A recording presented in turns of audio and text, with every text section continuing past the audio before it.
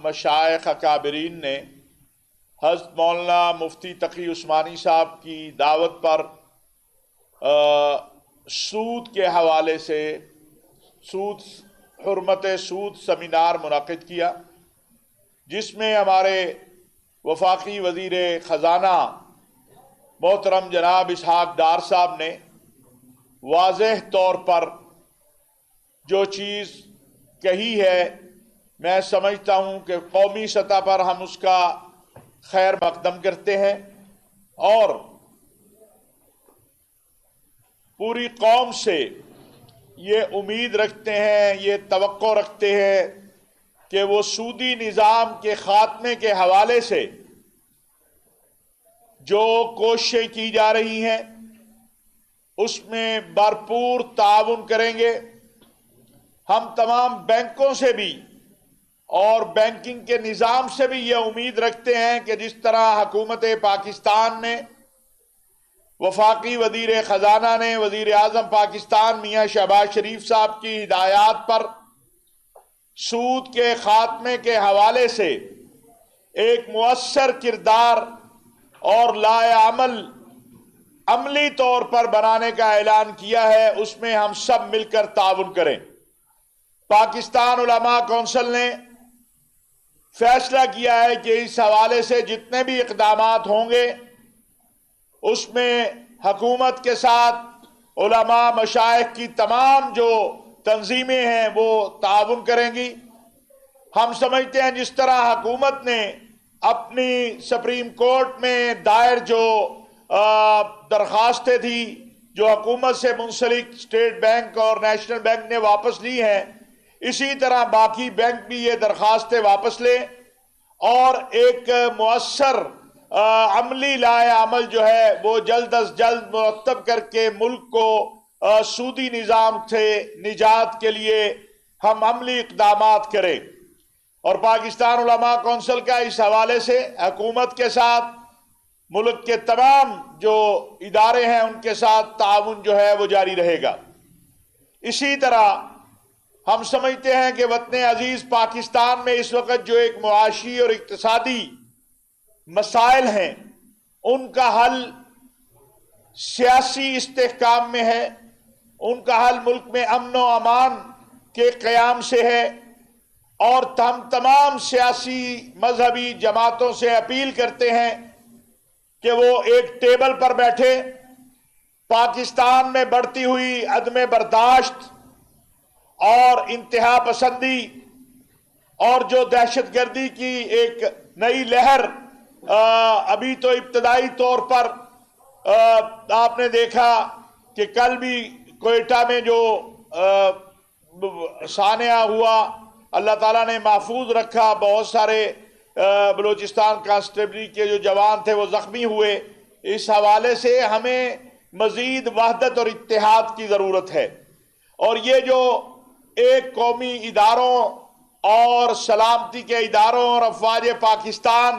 کے حوالے سے ایک منظم مہم جس کے پیچھے ہم سمجھتے ہیں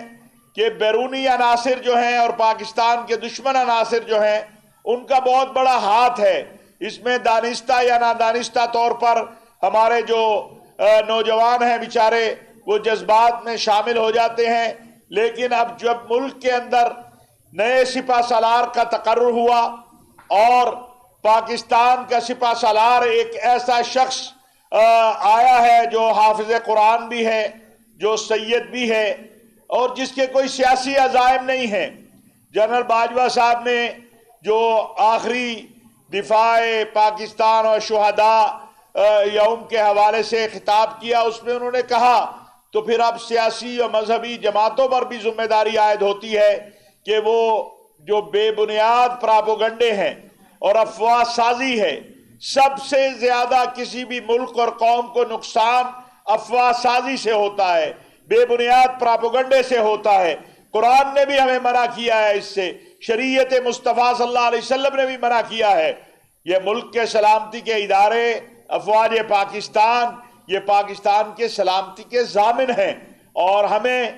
پوری قوم کو ایسے عناصر کا تعاقب کرنا چاہیے کہ جو بے بنیاد پراپوگنڈا مہم چلاتے ہیں، افواہ سازی کرتے ہیں، ملک کے اندر ایک ہیجان پیدا کرتے ہیں۔ ہم عمران خان صاحب سے بھی اپیل کرتے ہیں کہ وہ اور ان کی جماعت جو ہے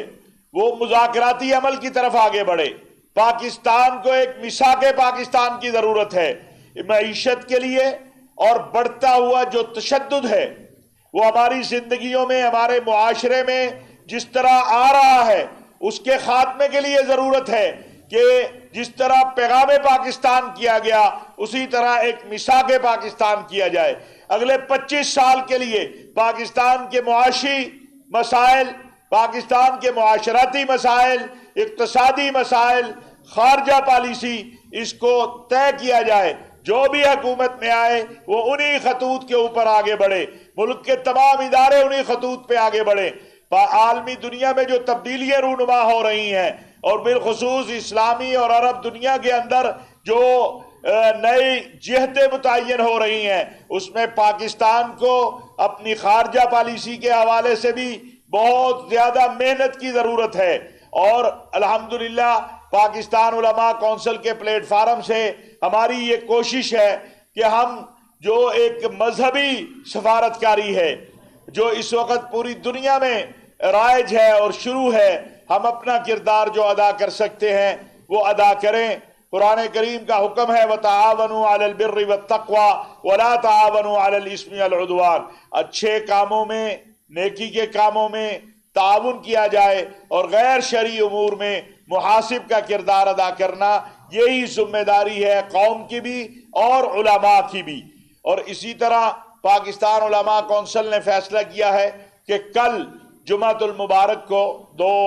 دسمبر کو پورے ملک کے اندر مساجد میں خطبات جمعہ جو ہیں ان کا عنوان سود کی حرمت ہوگا۔ عوام الناس کو آگاہی دی جائے گی کہ سود سے کیسے بچا جائے، اور بالخصوص جو انفرادی سطح پر سود کے معاملات ہیں، جس کا کل مفتی تقی عثمانی صاحب نے بھی ذکر کیا ہے کہ یہ جو پرائیویٹ سودی ادارے ہیں، پنجاب میں ان پر پابندی ہے، میرا خیال خیبر پختونخوا میں بھی پابندی ہے۔ جو سودی کاروبار کرے انفرادی طور پر، اس میں لوگ بیچارے پھنسے ہوئے ہیں، 10,000 لیا، 20,000 لیا، اور کئی سال گزر جاتے ہیں اور وہ سود دیتے رہتے ہیں اور ان کی اصل رقم وہیں پہ رہتی ہے۔ یہ سلسلہ جو ہے اس کے اوپر سختی سے اس قانون پہ عمل کیا جائے کہ جو انفرادی سطح کے اوپر سودی کاروبار کرنے والے لوگ ہیں ان کے خلاف بھی جو ہے ایکشن لیا جائے۔ کل پورے ملک کے اندر انشاءاللہ یوم انسداد جو ہے سود جو ہے اور یوم حرمت سود جو ہے وہ منایا جائے گا۔ ہم تمام علماء، خطباء، ائمہ سے اپیل کرتے ہیں کہ وہ اپنے خطبات جمعہ میں اس طرف توجہ دیں اور اسی جو ہے سلسلے کو لے کر آگے بڑھیں۔ میں ایک بار پھر پاکستان علماء کونسل کی مرکزی مجلس شورا کے فیصلے کی روشنی میں ملک کی تمام سیاسی مذہبی جماعتوں سے اپیل کرتا ہوں کہ وہ آگے بڑھیں، مفاہمتی عمل کو شروع کریں، مذاکراتی عمل کو شروع کریں۔ اگر عمران خان صاحب انتخابات چاہتے ہیں تو وہ انتخابات ان کو سیاسی جماعتوں کے ساتھ بیٹھ کر مل سکتے ہیں۔ وہ جب اب پاکستان کی اسٹیبلشمنٹ اور پاکستان کے سلامتی کے ادارے اور افواج پاکستان وہ کہہ رہے ہیں کہ ہمارا سیاسی عمل دخل کوئی نہیں ہے، آپ جانیں سیاست جانیں، تو پھر ہمیں بھی انہیں آوازیں نہیں دینی چاہیے، ہمیں بھی ان کو یہ بات کہنی چاہیے کہ آپ جو ہے پاکستان کے لیے جو آپ کی آئین اور قانون کے مطابق ذمہ داریاں ہیں آپ وہ ادا کریں، بجائے اس کے کہ ہم ان کو آوازیں دیں۔ اور ایک اور بات جو میں آج کہنا چاہتا ہوں کہ 6 سال جنرل قمر جاوید باجوہ صاحب نے گزارے ہیں، اس میں 3.5 سال عمران خان صاحب کی حکومت تھی۔ خود عمران خان صاحب کے ذرا انٹرویوز نکال لیں، ان کی پارٹی کے لوگوں کے انٹرویوز نکال لیں کہ وہ جنرل باجوہ صاحب کے فضائل اور مناقب کس طرح بیان کرتے رہے ہیں۔ یہ بڑی کم ظرفی کی بات ہے کہ آج جب وہ چلے گئے ہیں تو ہم اپنے تلواریں اور نشتر ان کے اوپر نکال لیں، اور جب وہ منصب پر بیٹھے تھے تو اس وقت تو آپ یوم فضائل روز بیان کرتے تھے، اس وقت تو روز آپ کہتے تھے کہ ان سے اچھا کوئی سپہ سالار آیا ہی نہیں ہے۔ اور یہ بھی حیرانگی کی بات ہے، میں نے اس دن چیک کیا کہ پاکستان کے کتنے سپہ سالار باہر ہیں جو پراپوگنڈا کیا جاتا ہے، ہماری نوجوان نسل کو گمراہ کیا جاتا ہے. تو جنرل کیانی پاکستان میں موجود ہیں, جنرل اسلم بیگ یہاں موجود ہیں, جنرل وحید عبد الوحید کاکڑ یہاں موجود ہیں, جہانگیر کرامت یہاں موجود ہیں. کون سا سپاہ سالار ہے؟ مشرف صاحب جو ہیں وہ بیمار ہیں اور وہ مقدمات اور اس میں وہ باہر ہیں. رحیل شریف صاحب اپنی ڈیوٹی کے لیے گئے ہیں, جب ختم ہوگی پاکستان آ جائیں گے. تو یہ قوم کو کیوں گمراہ کرتے ہیں کہ ہمارے جو جیسے بھی ہے اختلافات ہو سکتے ہیں, آپ کو شخصی بھی ہو سکتے ہیں, نظریاتی بھی ہو سکتے ہیں, لیکن حقائق سے جو ہے وہ انحراف نہیں کرنا چاہیے, حقائق کی دنیا میں رہنا چاہیے. اور میں امید کرتا ہوں کہ یہ جو سلامتی کے اداروں اور ان کے افسران اور افواج پاکستان کے ذمہ داران کے خلاف ایک مہم سازی جو ہے یہ اب ختم ہوگی. ہم توقع رکھتے ہیں اور ہمیں امید ہے انشاءاللہ پورے عالم اسلام میں پاکستان کا سر فخر سے بلند ہوا ہے کہ ایک حافظ قرآن اور ایک سید اس وقت پاکستانی فوج کا سپہ سالار ہے. یعنی یہ ہمیں سعودی عرب سے, مصر سے, امارات سے, القدس شریف سے, ہر جگہ سے علماء مشائخ نے مبارکیں دی ہیں کہ پاکستانی فوج کا. میں سمجھتا ہوں کچھ لوگوں کو ممکن ہے اس سے